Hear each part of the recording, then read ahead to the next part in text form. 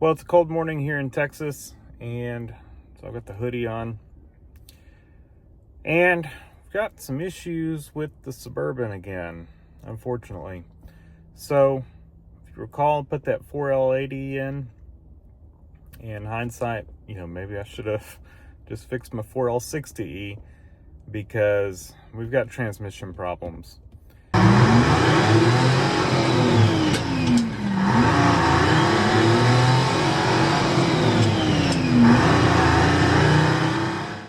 Reviewing over a data log here that I did, and fortunately the transmission, our 4l80E 2003 Suburban that we swapped in, is having some issues.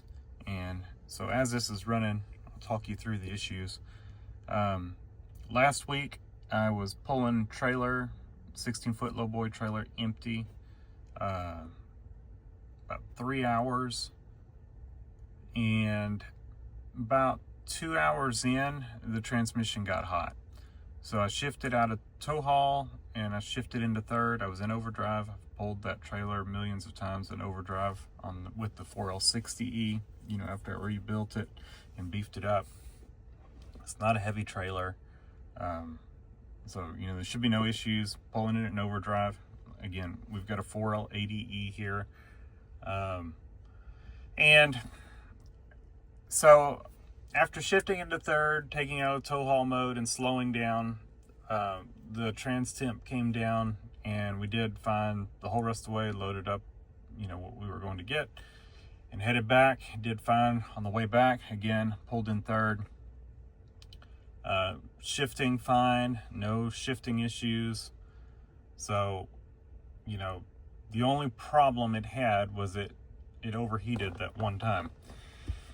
So, wasn't really sure what happened there, trying to research some things. Then later in that day, it had been sitting, I don't know, hour or so, and had to make a 30 mile drive, and it did fine on the way there, no issues. And this is not towing. On the way back, when we were almost home, it started hard shifting into, like I said, we were almost home, so we only got up to third. We didn't get into overdrive. So the shift to second and the shift to third were both very harsh. They felt like all the line pressure. So I figured it had went into limp mode. They go into limp mode. They just apply all the line pressure. And so I figured that's probably what happened. So I got home and it had 0 codes. So it's kind of researching, and it looks like the code criteria on limp, for setting a code, typically if it detects a slip, it'll throw it into limp mode. And then if it looks like if it goes 2 consecutive key cycles, I guess with detecting slips, it'll throw a code. So it did fine the rest of the week, and then yesterday it did it again. It started hard shifting, and so I went and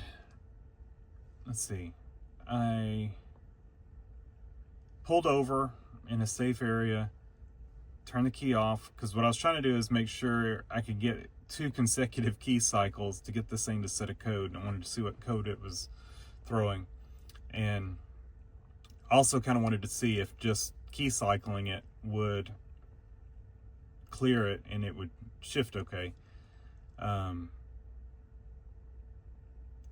So it still was shifting harsh.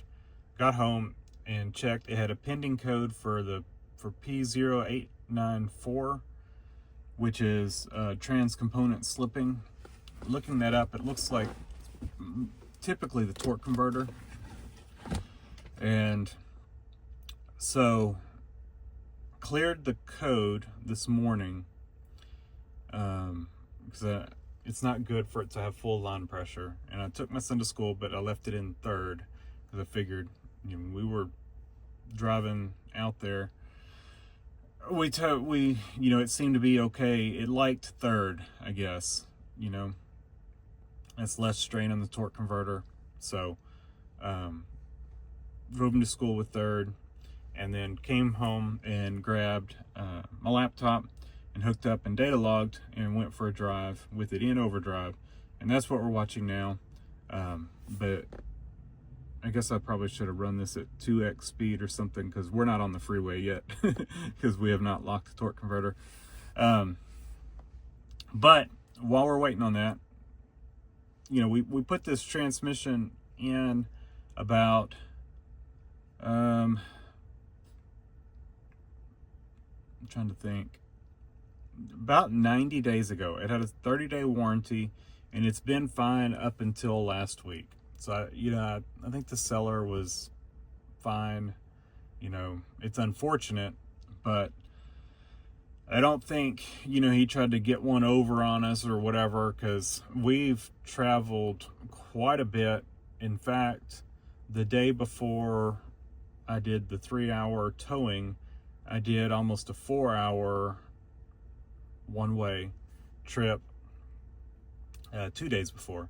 Did almost it's like a 4.5 hour, or a 4 hour, 3 hours, 45-minute trip one way. So, close to 8 hours of driving, not towing, and it was fine, no issues. So, and we've been driving this thing a lot, so it's been fine up until that one day last week when it decided it was done. So now we can see we are, well, okay. So, it's unfortunate, and I'm not sure what we're going to do yet. I think if we could confirm for sure that it was just a bad torque converter, that it wasn't something else causing, low pressure to the torque converter. I don't know if we can really tell that easily. If we could, then that would make me feel better, as long as there's no metal in the transmission, of just putting a torque converter in it, sliding the transmission back, pulling the converter, sliding a new one in, or a rebuilt one, and putting everything back up. We do not know for sure how many miles this transmission has. That's unfortunate.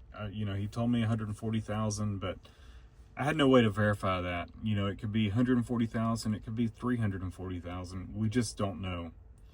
And yeah, so here you can see we're at. So that was quite a bit. It did lock up, but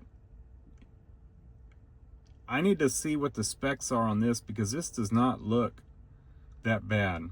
So we're at 99% duty cycle, and we're 0.3, 0.5, 1 RPM of slip. That does not seem that bad. And so I need to see what the specs are. I'm assuming, the transmission's still pretty cold here. We would need to take it for a longer drive. That seems to be when it decides to set, go into limp mode. So I'm guessing maybe longer drives, maybe as the fluid gets hotter, that's causing our issue. Upon my research, it looks like these 4l80Es did have an issue with the piston, the apply piston or whatever in the torque converter cracking. So I could see maybe if it had a crack in it, once the transmission gets hot, maybe the fluid's thinner and it's bleeding off pressure and causing it to slip, because I don't think that's very much.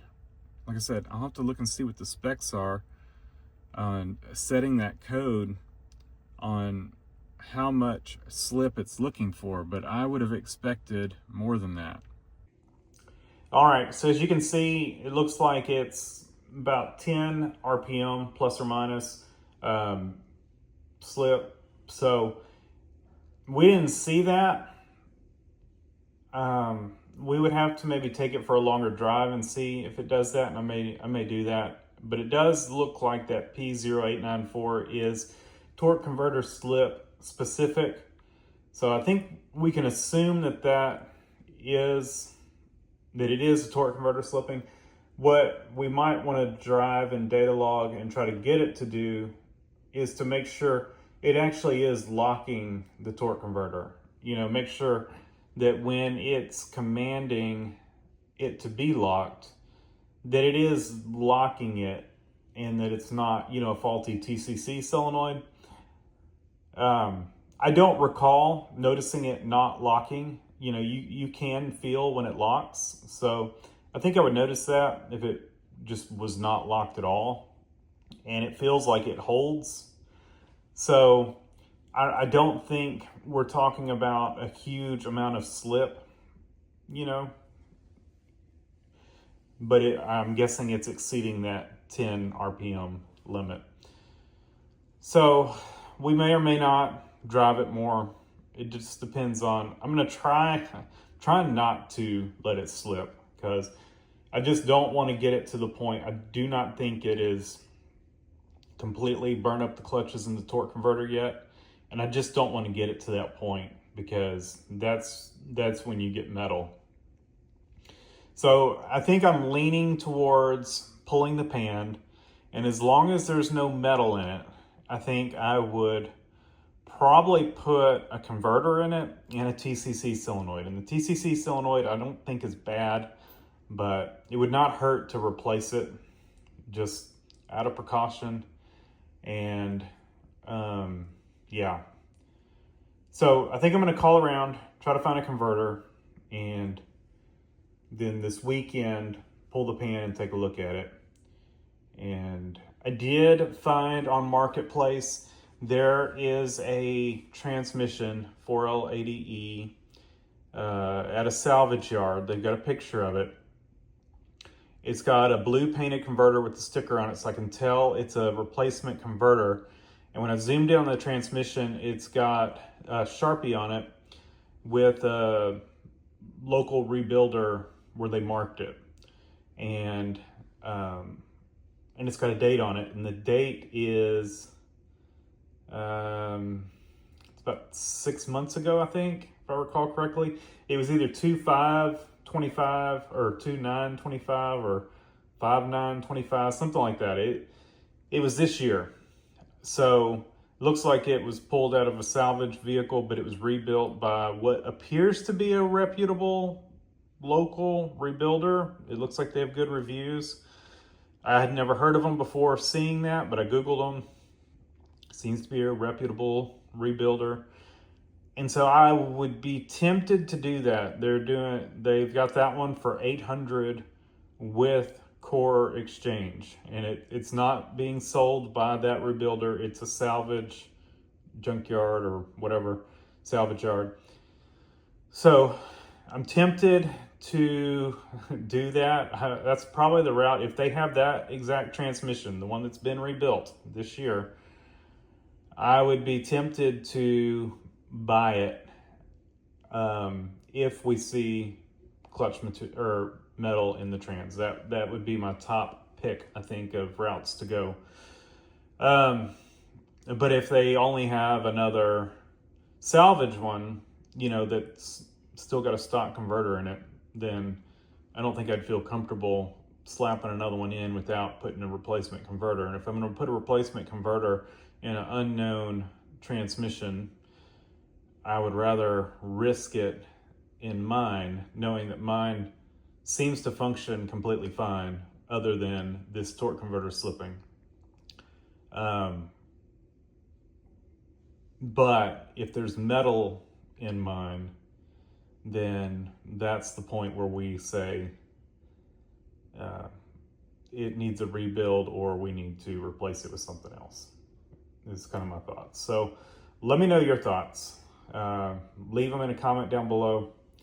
And I guess this weekend, today's Wednesday, so I guess Saturday, I'll at least pull the pan and we'll see. We'll have more, I guess, news then. So thanks for watching. leave a comment down below, hit the like button, and subscribe for more.